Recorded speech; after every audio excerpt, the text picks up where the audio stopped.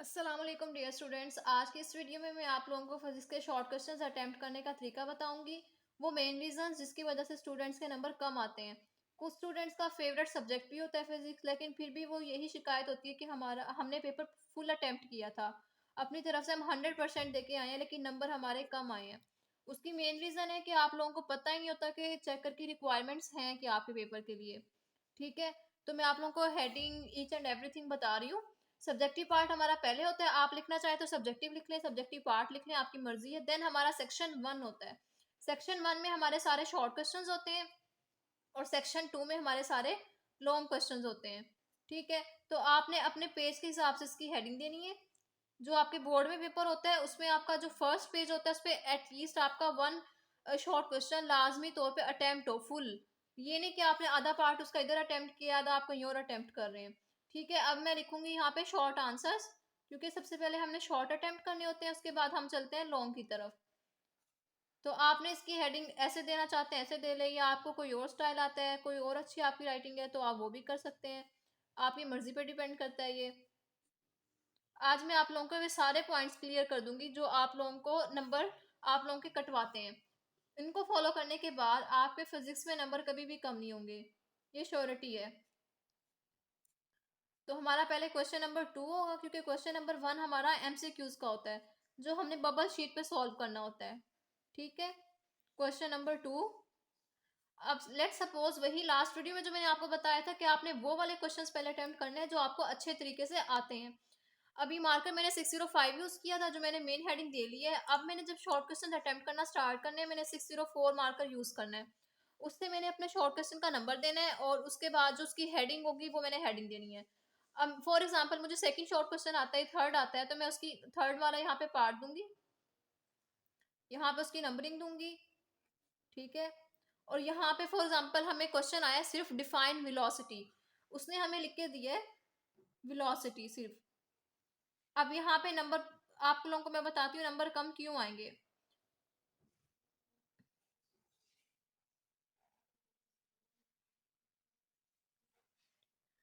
ठीक है, ये वेलोसिटी आ गया। अब अगर हमसे सिर्फ डेफिनेशन भी पूछी जाती है ना, तो हमारी रिक्वायरमेंट्स ये होती हैं चेकर की कि आप डेफिनेशन के साथ उसका कंप्लीट जो है ना फॉर्मूला यूनिट वगैरह सारा कुछ लिखें। The rate of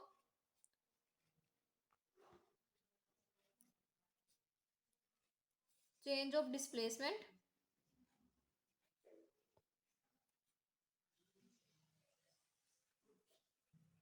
of a body is called velocity. अब आप लोगों ने कोशिश ये करनी है जब भी कोई डेफिनेशन पूछी जाए ना, वो डेफिनेशन आपकी इज कॉल्ड पे एंड हो। कुछ स्टूडेंट्स लिखते हैं velocity is defined as, no, आप लोगों ने एंड करना है कॉल्ड पे, ताकि वो पता होगा एक डेफिनेशन है। इसको इन्वर्टेड कॉमास में थोड़े से क्लियर करके इसको क्लोज कर देना है। और कोशिश करें मार्कर वो लेके जाएं जो थोड़ी सी आप लोगों ने पहले यूज की हो, बिल्कुल न्यू मार्कर ना लेके जाएं। उसके बाद आपने यहाँ पे मिड में लिख देना है फॉर्मूला। ठीक है, वो मार्कर से आप लोगों ने लिख देना है डी ओवर टी। उसके बाद आपने पेन यूज करना है और वहां पे लिख देना है इट्स यूनिट इज मीटर पर सेकेंड। ये आपने मार्कर से हाईलाइट कर देना है।